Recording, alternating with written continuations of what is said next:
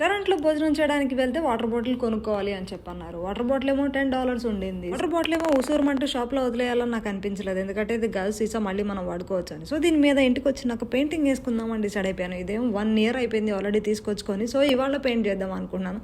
Just నేను acrylic పెయింట్స్తో ఇలా ear buds ఉంటాయి కదా చెవులో తిప్పుకునేవి, వాటితో పెయింట్ చేస్తున్నాను అనమాట. అందులో ఒక చుక్క డిప్ చేసి దీని మీద ఒక చుక్క పెట్టడం, ఇలాగ రౌండ్గా చుక్కలు పెట్టేస్తే ఫ్లవర్ అయిపోతుంది. చాలా అంటే చాలా ఈజీగా.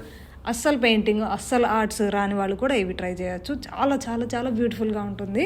ఇలా రౌండ్గా అక్కడక్కడ పెట్టుకున్నాక ర్యాండమ్ కలర్స్ పెట్టుకోండి. కొంచెం ఫ్లవర్ కలర్స్ ఉండేవి పెట్టుకుంటే బాగుంటుంది, బ్రైట్గా ఉండేవి. లైక్ బ్లాక్ అలాంటివి అవాయిడ్ చేస్తే బాగుంటుంది. మీకు ఇష్టం అనిపిస్తే పెట్టుకోవచ్చు. అది కూడా ఫస్ట్ ఒక కలర్ తీసుకొని అక్కడక్కడ ర్యాండమ్గా పెట్టుకున్నాక తర్వాత ఇంకా వేరే కలర్స్ తీసుకొని అలా అన్ని ర్యాండమ్గా పెట్టేసుకున్నాక సెంటర్లో ఇలాగా ఒకటే కలర్ కాంబినేషన్స్ ఇంకా మన క్రియేటివిటీ అనమాట. మనకు నచ్చినట్టు ఈ బాగుంటుంది అని అనిపించిన ఏ కలర్స్ అయినా పెట్టుకోవచ్చు. కొన్నిటికి కింద ఆకుల్లాగా పెట్టేశాను, పైన అయితే ఒక ఫ్లవర్ డెకరేట్ చేసుకున్నాను. నచ్చితే లైక్ చేసి సబ్స్క్రైబ్ చేయండి.